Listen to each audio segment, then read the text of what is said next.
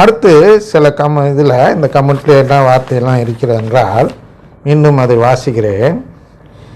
வேதத்தை மட்டும் பின்பற்றுங்கள், வேறு யாரையும் பின்பற்றினால் நீங்கள் வஞ்சிக்கப்படுவீர்கள். அப்படிதான் இவ்வளவு காலம் வரை வஞ்சிக்கப்பட்டீர்கள். அதனால் வேதத்தின் அடிப்படையில் கர்த்தராகிய இயேசுவை மட்டும் பின்பற்றுங்கள். அப்படியே கேட்கறதுக்கு எப்படி இருக்கு பாருங்க. அப்படியே பின்பற்றினால் மோட்சம் கிடைத்து விடும் போன்று எவ்வளோ பேர் அதை நம்புவார்கள் பாருங்க. அப்போ இதுக்கெல்லாம் உண்மையான பொருள் எடுக்க வேண்டும்.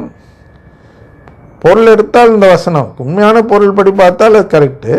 ஆனால் அவர் சொல்லும் பொருள் படி பார்க்கும்பொழுது அது ஒரு வஞ்சக வார்த்தை.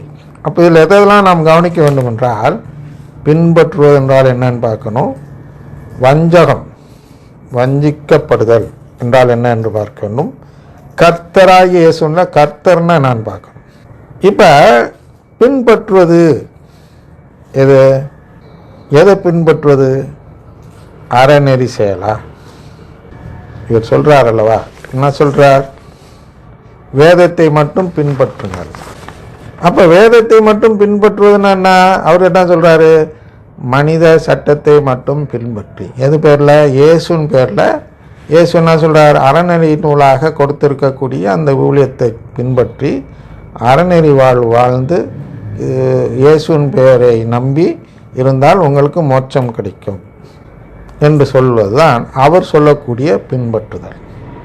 நமக்கு பின்பற்றுவது இயேசுவை தான் நாம் பின்பற்ற வேண்டும், வேதத்தை தான் பின்பற்ற வேண்டும். ஆனால் வேதத்தை எப்படி பின்பற்ற வேண்டும் என்றால் கேட்கும் செயல். என்ன கேட்கும் செயல்? சிலுவை நற்செய்தி என்று சொல்கிறோம்.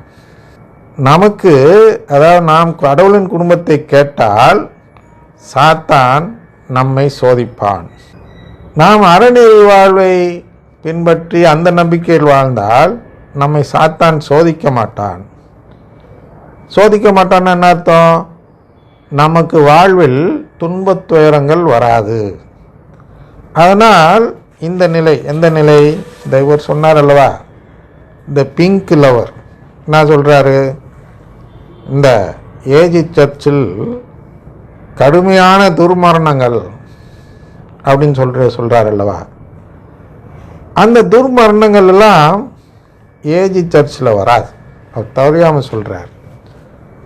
ஏன் வராது அப்படின்னா, சாத்தான் அவங்களெல்லாம் சோதிக்க மாட்டான்.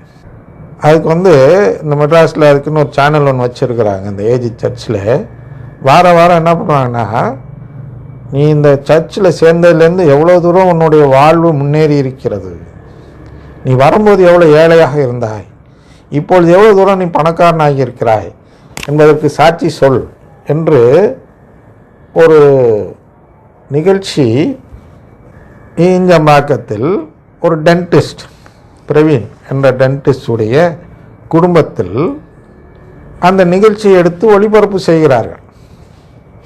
ஏன் என்றால் அங்கே சாத்தானுடைய சோதனையே வராது. அதனால் நீ ஏழையாக சேர்ந்தினா பணக்காரனாயிரலாம். எதை தியாகம் பண்ணி? உங்களுடைய கடவுளின் உறவு, கடவுளின் மீட்பை தியாகம் செய்துவிட்டு அது எனக்கு வேண்டாம் என்று சொன்னால் சாத்தான் அவ்வளவு வளமையும் பெற்றுத் தருவான். ஆனால் நல்லா கேளுங்க, கத்தோலிக்க சபையில் சேர்ந்தால், கோடீஸ்வரனாக சேர்ந்தால் ஏழை நிலையை அடையலாம். எப்போ? கோடீஸ்வரனாக சேர்ந்தால் சோதனை கொடுப்பான் சாத்தான்.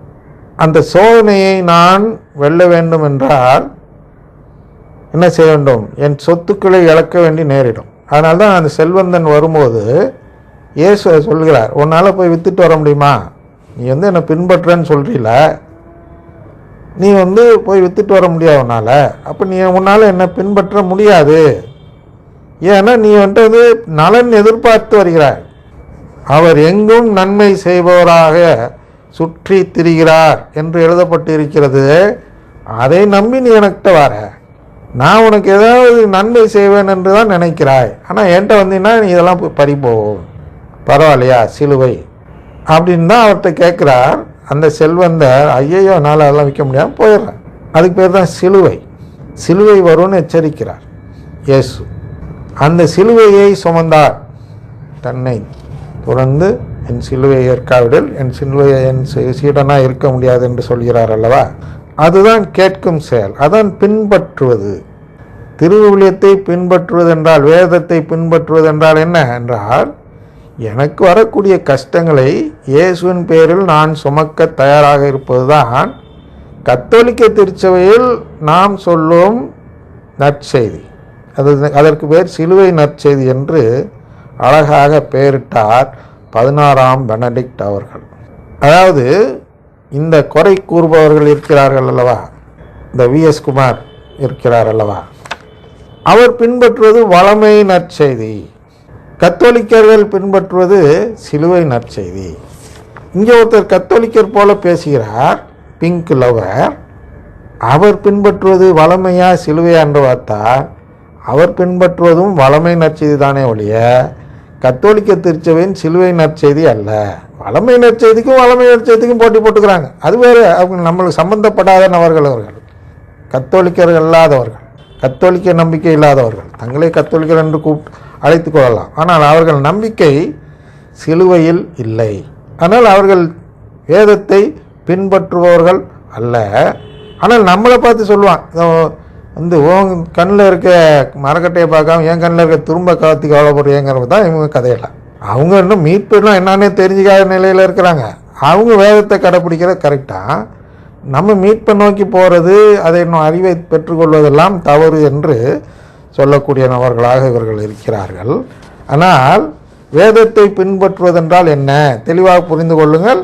அது நாம் சிலுவையை ஏற்று செயல்படுவது. அடுத்து வஞ்சிக்கப்படுதல் என்றால் என்ன என்று பார்ப்போம்.